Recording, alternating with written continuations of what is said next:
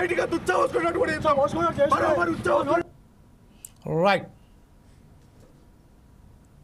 ఇదే విషయంపై విజిలెన్స్ అధికారులు కానీ ప్రభుత్వ ఉద్యోగస్తులు కానీ ఏసీ గదులలో కూర్చొని ఆర్డర్లు పాస్ చేయడం కాదు, విధులలోకి వచ్చి మా బాధలు తెలుసుకోవాలి. మేమైతే పడుతున్న బాధలు, మా కుటుంబీకులు పడుతున్న బాధలు, మేమేదైతే ఒక సింగరేణి కాలనీస్లో పనిచేసినట్టుగా అక్కడ ఆధారాలు సైతం చూసి మాట్లాడండి. అక్కడ మీకు కావాల్సిందల్లా ఎంక్వైరీ కంటే అక్కడికి వచ్చి ఎంక్వైరీ చేయండి.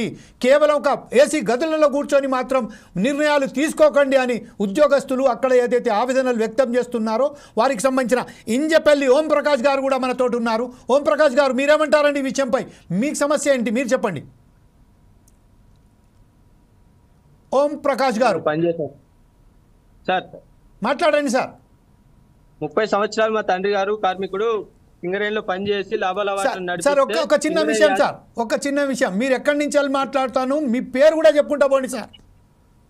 నా పేరు ఓంప్రకాష్ సార్, ఇంజపల్లి ఓంప్రకాష్, మా శ్రీరాంపూర్.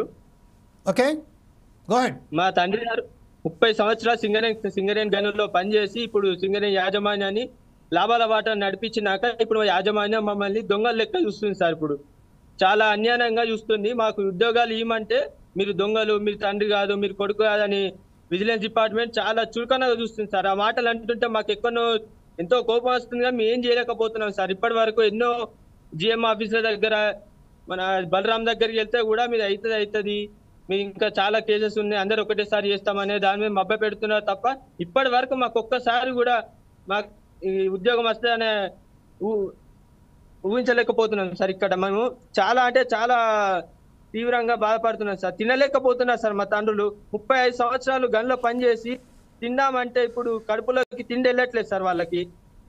మాకు వాళ్ళని చూస్తుంటే మాకు చాలా బాధ. మాకు పనులు వదిలిపెట్టుకొని ఇప్పుడు వీళ్ళ చుట్టూ తిరుగుతుంటే మాకు చాలా ఘోరంగా అనిపిస్తుంది సార్. వాళ్ళ పెన్షన్ మీద బతకాల్సి వస్తుంది సార్. మేము ఇప్పటి వరకు ఏం చేసినా కూడా మాకు ఫలితం దక్కట్లేదు సార్. ఇప్పుడు కానీ మాకు సింగరేణి యాజమాన్య ఉద్యోగం కల్పించకపోతే మేము ఖచ్చితంగా దేనికైనా ముందుంటాం. మేము భయపడే దాని మీద లేం సార్. ఖచ్చితంగా మాకు ఉద్యోగం వచ్చేదాకా పోరాటం ఆపేదే లేదు సార్ మేము. రైట్. ఇదే విషయంపై ఇప్పుడు ప్రస్తుతం మీరు చెప్తున్నట్టుగా ఏదంటే పేర్లు మార్పిడి. ఇప్పుడు మీ పేరు ఇంజపల్లి ఓంప్రకాష్ ఉన్నది, అయితే మీ నాన్న పేరు ఏమని ఉన్నది అక్కడ రాచి. అసలు వాస్తవానికి మీ నాన్న ఎప్పుడు జాయిన్ అయిపోయారు, దాని తర్వాత మీరు దాని కారుణ్య నియామకాలలో పోయినరా, లేకపోతే మీ నాన్న ఏమన్నా మెడికల్ గ్రౌండ్స్ మీద అది రిటైర్మెంట్ తీసుకున్నారా? Medical invitation అయ్యాడండి. ఓకే, 1890